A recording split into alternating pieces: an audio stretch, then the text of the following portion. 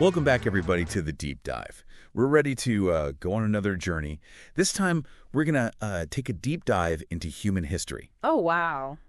And, just kind of trace how we got to where we are today. Okay. And, it's going to be pretty fascinating, I think, because we have, as always, a variety of sources. Right. We have this really cool travel guide about Cambodia that highlights some of the historical sites there. We've got a breakdown of popular podcast genres in 2024. And we've got a really comprehensive Wikipedia article about human history. Oh, wow. So it's going to be interesting to see how this all comes together. And I'm really excited to have you here to help us guide us through this. I'm excited, too. I love history. I mean, it's fascinating to think about, where we came from and how, we've developed over time. Yeah, absolutely. So let's just dive right in. Before we had civilizations and technology, where did it all begin for us as humans? Well, it all started with our early ancestors, like the genus Homo. You've probably heard of Australopithecus. Right. The ones that walked upright. Yeah. But what set Homo habilis apart, about 2.4 million years ago, was a significant increase in their brain size. Really? Yeah, about 50% larger than their predecessors. Wow, 50%. That's huge. It is. It's a big jump in evolutionary terms. Yeah. What kind of impact did that have on their development?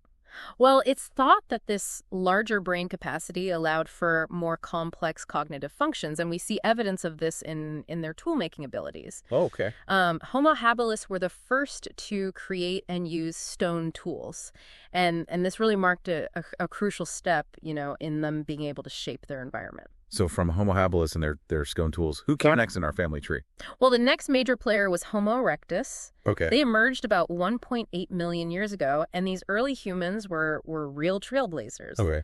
Not only did they refine tool-making even further, but they were also the first to migrate out of Africa, spreading across Eurasia. I know. They adapted to all kinds of different environments, from the savannas of Africa to the colder climates of Europe and Asia. Wow, that's incredible. What enabled them to make such a huge journey like that?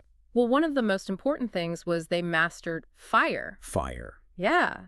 This was a game changer. Yeah. It gave them warmth, protection from predators, and a way to cook food, which probably made their, nutrition and digestion a lot better. I mean, you're right. We take fire for granted these days. But back then, I mean, that was a major turning point, Absolutely. And it makes you wonder, like, what were those early migrations like? I mean, were they driven by curiosity or necessity, or I don't know. What do we know about that? Well, that's a question that anthropologists and archaeologists are still, trying to figure out. Yeah. But evidence suggests that it was probably a combination of things, climate change, the need to find new food sources, and, maybe even just that human desire to explore. Yeah, I get that. It's fascinating. Yeah.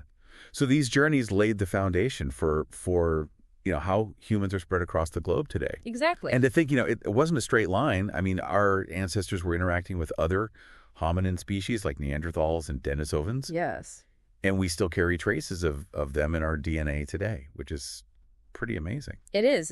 It's like having a family reunion with some really, really distant relatives. Yeah, exactly.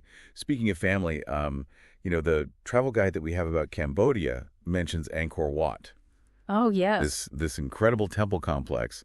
And it just reminds me that while our ancestors were, migrating and evolving, other groups were establishing some of the earliest civilizations. Right. While Homo sapiens were emerging in Africa, you had civilizations taking root independently in Mesopotamia, Egypt, the Indus Valley, and China. Wow. Each one developed its own unique systems of government, agriculture, art, architecture. Yeah.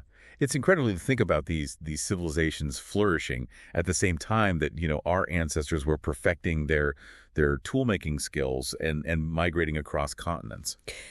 So what were some of the things that made Homo sapiens different and allowed them to create these really complex societies? Well, in addition to more advancements in their tool making, Homo sapiens developed really sophisticated language skills, which allowed them to communicate in much more nuanced ways, and they could cooperate, socially much better. And we also see evidence of symbolic thought and artistic expression. Really? Yeah, like cave paintings, sculptures, even, musical instruments. Right. Like they found these 40,000-year-old bone flutes in Germany. Bone flutes. That's amazing. I know. So they weren't just focused on, survival. They were actually expressing themselves creatively. Exactly.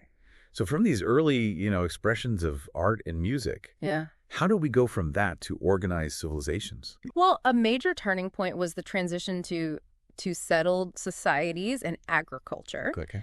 Around 10,000 years ago, humans started cultivating crops and domesticating animals. Right. And this led to more stable food supplies and allowed for larger populations to gather in one place. Right. And this shift from a nomadic lifestyle to settled agriculture was really what allowed villages to grow into towns and then, eventually cities. Yeah. And this is what laid the foundation for civilizations to emerge. It's amazing that something, like agriculture was so important in shaping, where we are today. It is. It's really fascinating. So with the rise of these early civilizations, were there like specific innovations or social structures that helped them to be successful and last for so long? Yeah, for sure. But what allowed them to flourish? One key factor was the development of specialized labor.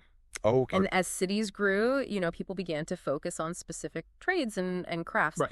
And this led to advancements in things like pottery, metallurgy, weaving. Okay. And this specialization, it fostered innovation, increased productivity, which, really fueled the growth of these early civilizations. So it wasn't just about having enough food, but it was about how people organized themselves and used their skills. Exactly. It sounds like that division of labor was a really important step in making society more complex and interconnected. It was. And with this increased complexity came the need for more sophisticated ways of governing. Okay. Early civilizations, they developed systems of leadership, laws, social hierarchies to manage these larger populations and keep order. Yeah. I mean, like the pharaohs of ancient Egypt or the Mesopotamian kings. Exactly. These rulers, they had a lot of power. You did. And they really shaped, the politics and religion of their societies. Absolutely. It's interesting to think about how that need for organization and leadership came about as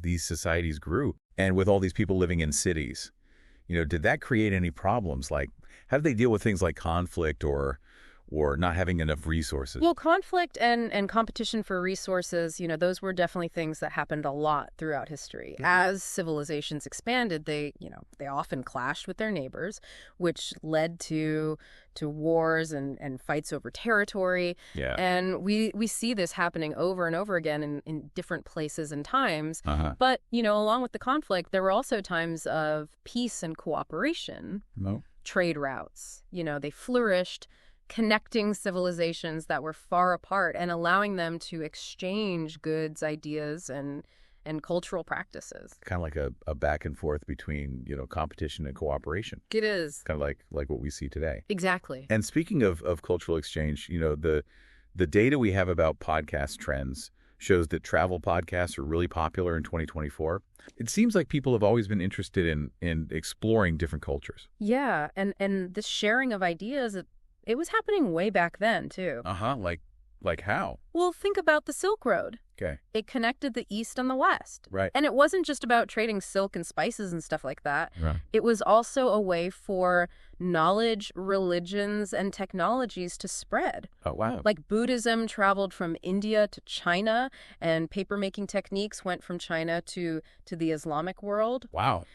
This mixing of cultures, it made societies richer and helped human civilization to advance as a whole. It's amazing to think about how connected these ancient civilizations were. It is. Just like people today who, travel to see places like Angkor Wat.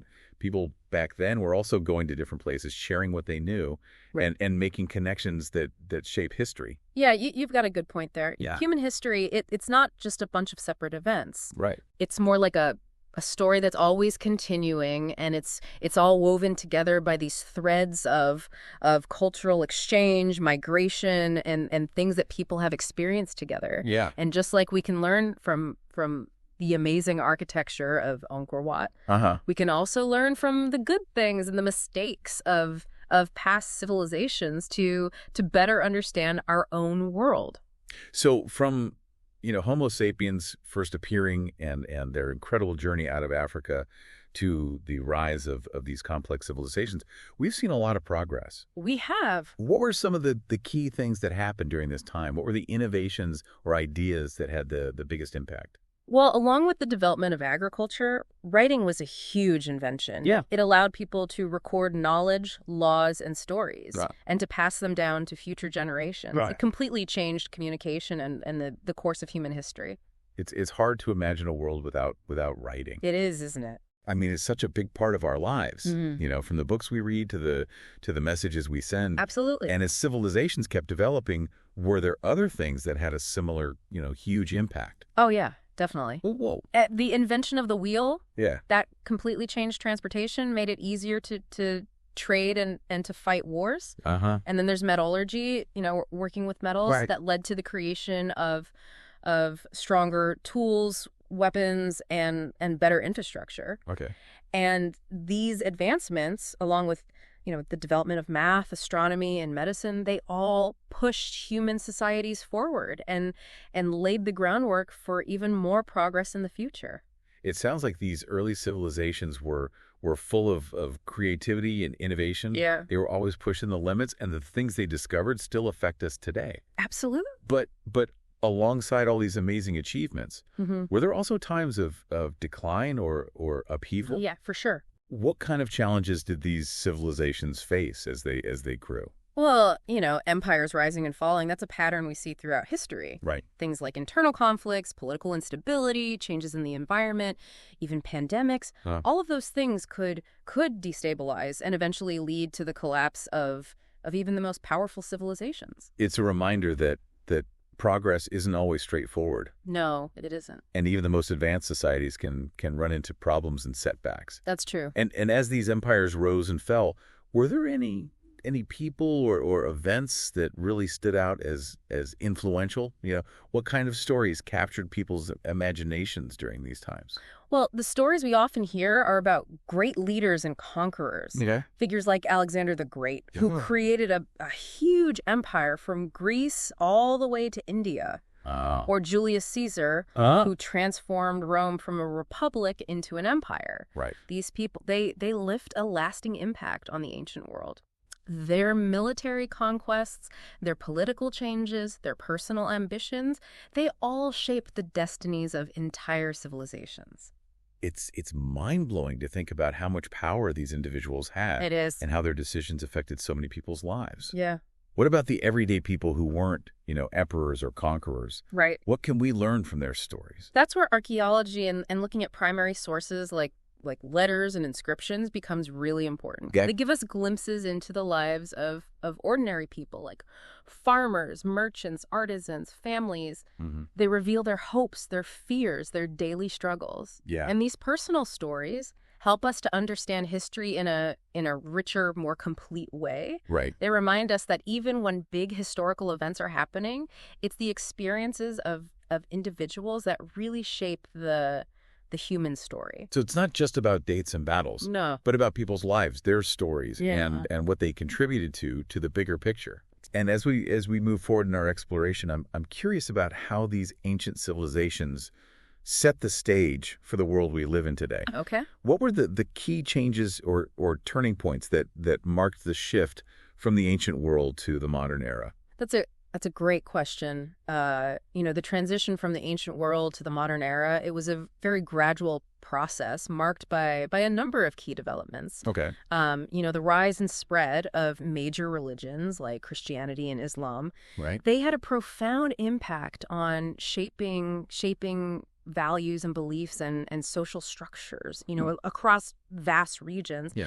These faiths, they offered new perspectives on spirituality and morality, Okay. the meaning of life. Right. They influenced everything from art and architecture to laws and political systems. It's amazing how these religions spread so far. It is. And they became such important parts of so many different cultures. Yeah. And alongside these spiritual developments, were there any political or economic shifts that also contributed to how the world was changing? Definitely.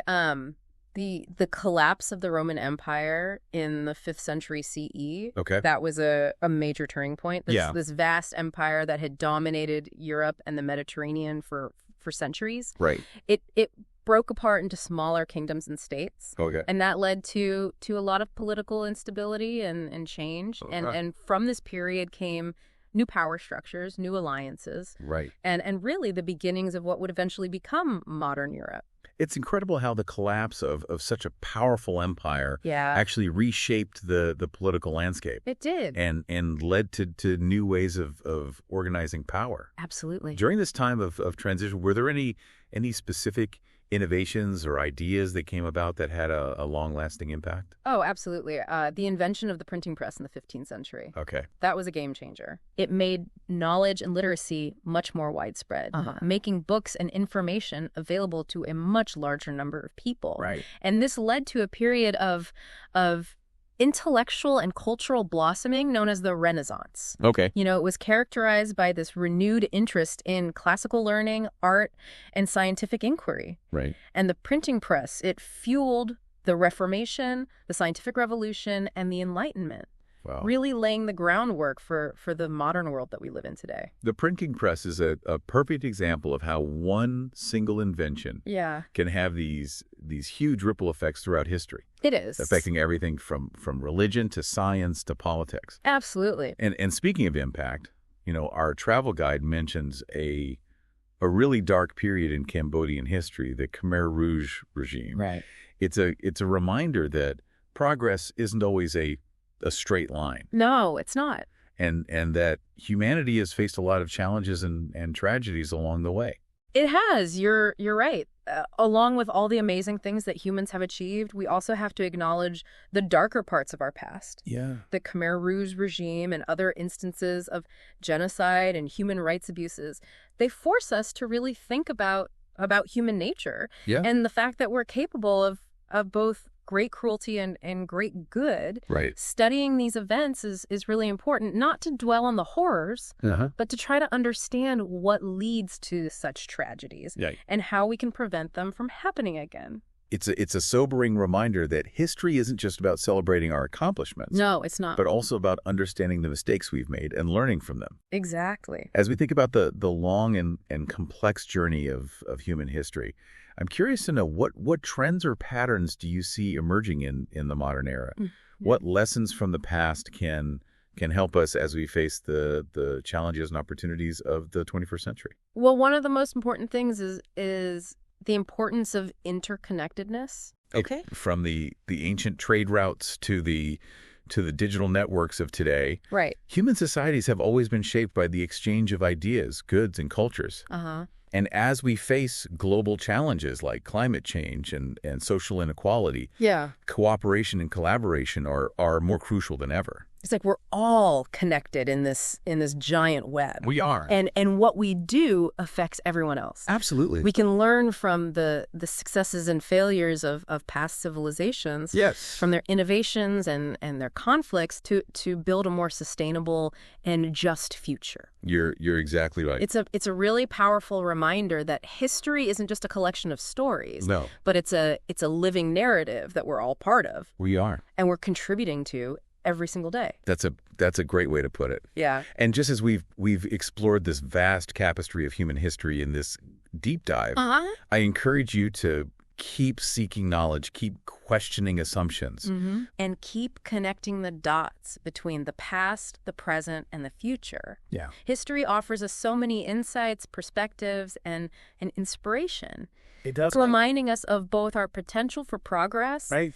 and the importance of learning from the past to shape a better tomorrow. Well, thank you so much for joining us on this incredible journey through time. It is my pleasure. We hope you've gained a new appreciation for the complexities and the wonders of human history. Me too. And remember, this is just the beginning. Yeah. There's a whole world of knowledge out there waiting to be discovered. Absolutely. Keep exploring, keep questioning, and keep learning.